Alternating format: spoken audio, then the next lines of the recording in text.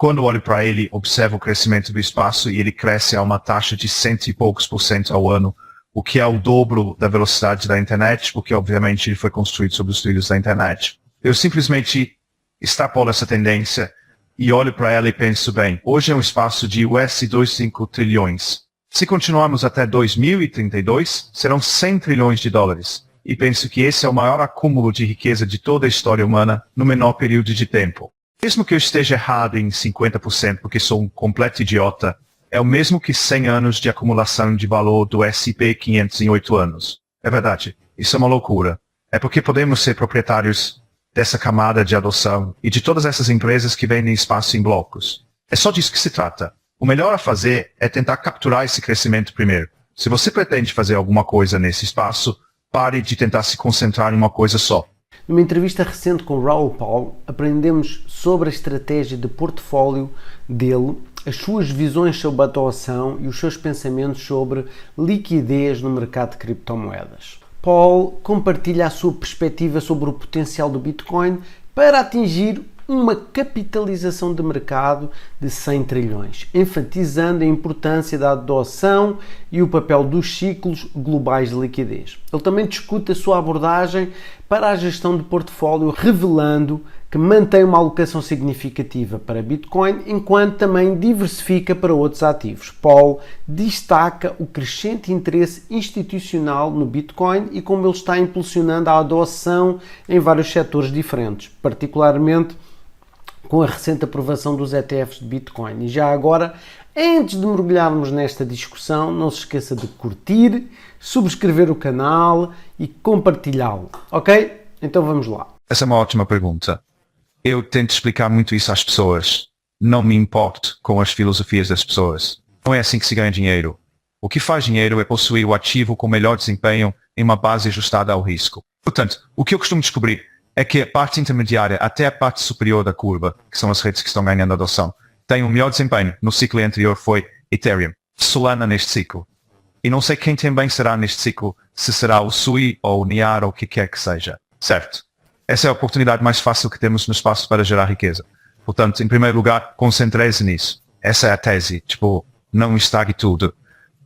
Se vamos passar de 2 trilhões e meio para 100 trilhões, faça isso e você ganhará muito dinheiro. Sim. E então eu apenas filtro o máximo de pessoas possível. Na verdade, só recebo sinal de algumas pessoas que eu escuto. Se você twittar algo, sempre lerei o que você twittar, porque acho que você tem uma alta relação sinal-ruído. A maioria das pessoas tem uma relação alta de ruído e sinal. Por isso observo o sentimento e qualquer informação importante. Mas tento filtrar o máximo possível e me limito a isso. A menos que algo mostre que a adoção da rede está diminuindo, estou certo. Então apenas capto isso e depois não mexo no resto. Portanto, eu não me espalho. Fiz isso no último ciclo. Tentei espalhar essa narrativa. E o que faço agora é muito simples. É a prova de idiotas. Eu apenas coloco o gráfico contra a Solana.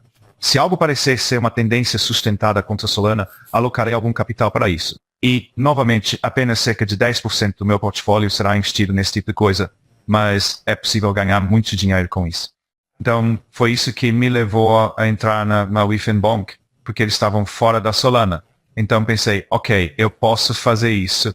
E agora, se alguém me convencer de algo, eu digo, bem, mostrei-me o gráfico que supera o desempenho do Solana e eu darei uma olhada. Essa disciplina torna tudo muito fácil para mim, porque acho que por causa disso, tudo codifica o ciclo de liquidez. Tudo está correlacionado, todos os ativos do mundo. Tudo é impulsionado pelo mesmo ciclo de refinanciamento de dívidas, o que torna esse, na minha opinião, o ambiente macro mais fácil de assumir riscos de todos os tempos, porque os bancos centrais também tiraram a cauda esquerda, dizendo que não podemos deixar uma garantia cair demais, então vamos desvalorizar a moeda. Puxa vida. Se esse for o caso, então temos a oportunidade mais simples e fácil de assumir riscos de todos os tempos. Portanto, acho que a hiperconcentração é o caminho. Ora, há pessoas que podem fazer a parte da cauda hiperconcentrada e acertar, mas a probabilidade é menor. Então você quebra a primeira regra, que é não estragar tudo. Porque se você for eliminado no ciclo e perder seu capital, e esse ciclo estiver indo de 2 trilhões e meio para 100 trilhões, isso é ruim. Pois é, ouvimos Raul Pal discutir sobre o seu portfólio de criptomoedas e agora vamos ouvi-lo discutir sobre os ciclos de liquidez e o seu impacto no mercado de cripto. Paul enfatiza a importância dos ciclos globais de liquidez na condução das tendências de mercado. Ele ressalta que estamos apenas no início do novo ciclo de liquidez que já produziu ganhos significativos nos mercados tradicionais e também, claro, no Bitcoin. Ele argumenta que entender estes ciclos é crucial para navegar no mercado das criptomoedas. Ele também discute o potencial de uma bolsa de ar na liquidez e as suas implicações para as cripto, particularmente em relação ao halving do Bitcoin. Agora vamos ouvir o que é que Raul Pal tem a dizer sobre a relação entre os ciclos de liquidez e o desempenho do Bitcoin. O poder que descobri no X, que mudou completamente a experiência, é o oposto de expor sua opinião sobre algo que não está claro para você. Faça a pergunta. Então, quando vi Firedancer pela primeira vez, fui até X e disse: alguém pode me dizer sobre isso? Ou quando vai ser lançado, ou seja, o que for. Então o sinal é incrível. Então descobri que fazer perguntas é melhor do que pensar sobre isso e ver qual é o feedback. Eu descobri que é só fazer a pergunta dizendo: não sei o que isso significa, ou o que vocês acham de airdrops. Isso é um incentivo perverso, é bom. Você descobre que a maioria das pessoas realmente interessantes dedicam tempo para responder a isso. Totalmente. Porque há uma honestidade intelectual nisso, as duas partes do que impulsionam os ativos em geral, particularmente o que é impulsionado pela liquidez. A liquidez na minha opinião, não é um fluxo de fundos. É apenas um puro rebaixamento da moeda. Injete dinheiro aqui, desvalorize ali, o ativo opticamente sobe de valor. Porque eu passei por isso por muito tempo e foi isso que me pegou. Estava curvando a maldita coisa toda por muito tempo, porque eu pensava: não consigo ver quando há liquidez ou o que é. Não há volume extra no mercado de ações. Portanto, ele não pode estar fazendo nada. Isso ficou na minha cabeça por 2 anos antes de eu finalmente dizer: porque é apenas um re-rating. Vi isso nas Ilhas Cayman por causa da Covid. Os preços dos imóveis subiram 50% assim. Não foi porque eles negociaram, eles simplesmente foram para lá por causa da liquidez. Eu pensei: ok, estou começando a entender essa força mágica que nós não vemos na desvalorização global, que é cerca de 8% ao ano. Portanto, estamos mutualizando o custo de o serviço da dívida para todos no mundo em cerca de 8% ao ano. E isso é como um imposto. A outra maneira de ver isso é que, a princípio, como eles ousam nos taxar. Então você diz: bem, que preço você colocaria em uma opção de venda para que suas ações não caiam mais do que 30% e que os preços de suas casas estejam garantidos e a economia global esteja garantida? Você pagaria 8% ao ano por essa opção de venda? Sim. Provavelmente não está muito mal avaliada. Isso mudou um pouco minha opinião. É por isso que acho que tiramos o risco da cauda esquerda, porque estamos basicamente usando esses 8 como uma opção de venda em todo o sistema. Seja em ações de tecnologia, ou seja do mundo fiduciário para a Criptolândia, essa ponte, digamos, a ponte do ETF de Bitcoin, que é: penso em fluxos de dinheiro quente e vê-se como investimento estrangeiro direto. Sim.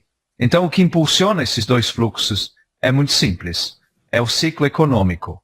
Por quê? Porque quando os lucros aumentam, as pessoas têm mais dinheiro para investir.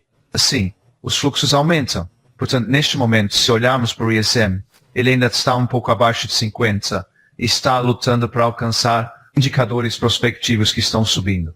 Portanto, está prestes a aumentar, mas não estamos vendo a participação do varejo em massa nas criptomoedas. Por quê? Porque os empregos ainda estão um pouco apertados, a economia ainda está um pouco ruim. As pessoas simplesmente não têm liquidez.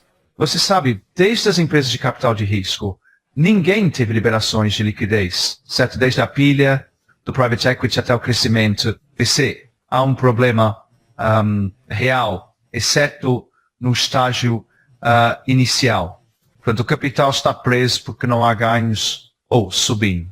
Então, se pensarmos nas ações da Tesla, por que as ações da Tesla são relativamente baixas mesmo tendo toda a tecnologia? É porque as pessoas compram carros quando têm dinheiro e elas não têm muito dinheiro agora. As taxas estão um pouco altas. Portanto, esse ciclo de negócios, à medida que se recupera. Agora, novamente, se você voltar ao código de tudo e às estações macro ou estações criptográficas, o verão macro é realmente quando o sismo começa a subir, os ganhos começam a aumentar e adivinha, o mundo está repleto de riscos. Portanto, é tão simples quanto isso, eu acho, e é por isso que é tão bonito de se repetir. Quando você volta e olha para 2022, a liquidez estava sendo retirada de todos os lugares. Então, adivinhe, todos os preços dos ativos caíram. Por quê? Porque o obstáculo, o valor da moeda estava sendo rebaixado, porque você estava reduzindo a oferta de moeda. Ah, sim. Então você consegue, é como recompras de ações ou é como queimar tokens, é tudo a porra do mesmo mecanismo. E quando você vê, é tão óbvio, que é por isso que quando eu faço um gráfico de todos os ativos em relação à liquidez global, todos parecem iguais. Com os 97,5% da Nasdaq correlacionados à liquidez global, o resto é o desempenho superior, porque se trata de um mercado em alta secular. O S&P 500 tem, na verdade, um desempenho alinhado. Por quê? Porque é um índice de base muito ampla e economicamente sensível. Portanto, ele simplesmente segue a liquidez global e não oferece desempenho superior. Portanto, ao possuir o S&P 500, acho que ele teve um desempenho de cerca de 8% ao ano desde 2020. 11. Bem, isso é o mesmo que a desvalorização. A Nasdaq teve um desempenho de cerca de 17, e em seguida o Bitcoin em La La Land teve um desempenho de 150. Porque também temos modelos de adoção de rede, que vemos em ações individuais, em ações de tecnologia, que têm adoção de rede. E é isso, amigos. E assim concluímos esta discussão perspicaz com Raul Pal. Ele forneceu perspectivas valiosas sobre o potencial do Bitcoin para o crescimento massivo, a sua importância da adoção e o papel dos ciclos de liquidez global na condução de tendências de mercado. Aqui ele compartilhou as suas estratégias para gestão de portfólio e já agora gostaria também de saber a sua opinião sobre como entender estes ciclos de liquidez global, como é que isso pode influenciar a sua abordagem para estratégias de investimento e negociação do Bitcoin. Também, qual será o papel que cada um de nós pode desempenhar na produção de uma comunidade Bitcoin mais inclusiva e construtiva. Obrigado por ter assistido a uma entrevista aqui no Mentes Milionárias e se você gostou do vídeo, esmague o botão de curtir, subscreva o canal, curta e compartilhe o nosso vídeo para obter conteúdo mais envolvente todos os dias. Até amanhã e tenha um dia fantástico. Tchau, tchau.